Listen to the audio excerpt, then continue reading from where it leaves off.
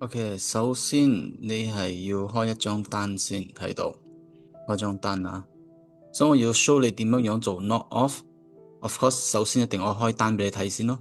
所以我今日開一張單呢，係會係今日嘅單。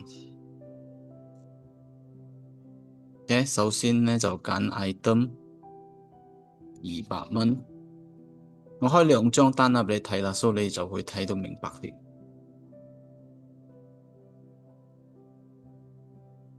OK，所以呢一個係第一張單，呢一個單嘅號碼係0005-A，so 撳 approve。跟住0005-A 個係第一張單，我今日開嘅，我開多一張。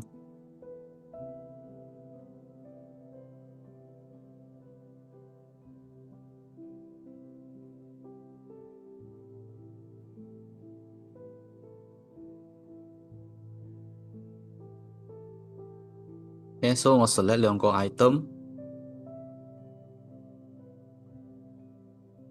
個 quantity，呢個20個 quantity，所以我撳 approve。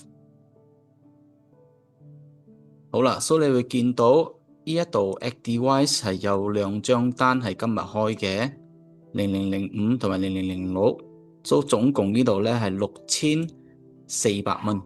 OK，所以而家咧我要做一個咧 payment 係要嚟 knock off 呢兩張單嘅。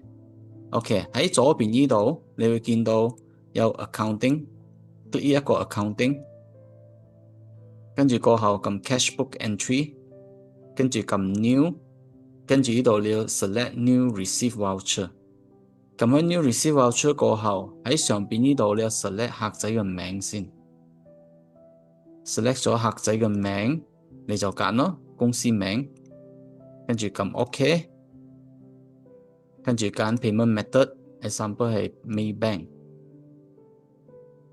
嘅數就係6400蚊，嘅打你嘅嗰個 check number 或者 IBG number。嘅呢度當你一撳 save，佢就會出現嗰個 knock off 嘅 screen 出嚟嘅。嘅留意啊，撳呢一個 save。嗱，你問你啦，Do you want to knock off entry？ 撳 yes。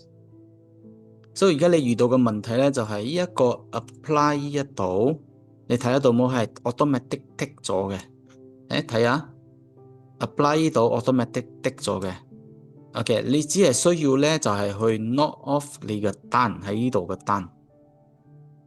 如果你唔 knock off 嘅話咧，我撳 save 就會出現嗰個 error 咯。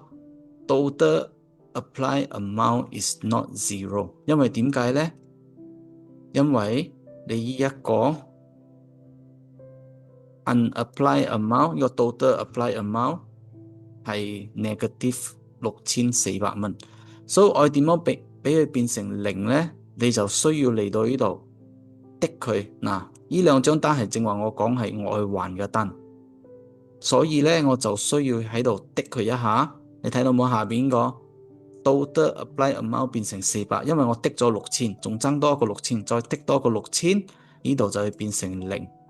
跟住之後，你呢一個 knock off 你就會 save 得到啦。OK，save 咗啦，所以呢一個就係我今日做嘅 OR， 係今日嘅日期，so 我已經 knock off 好我呢個6400蚊。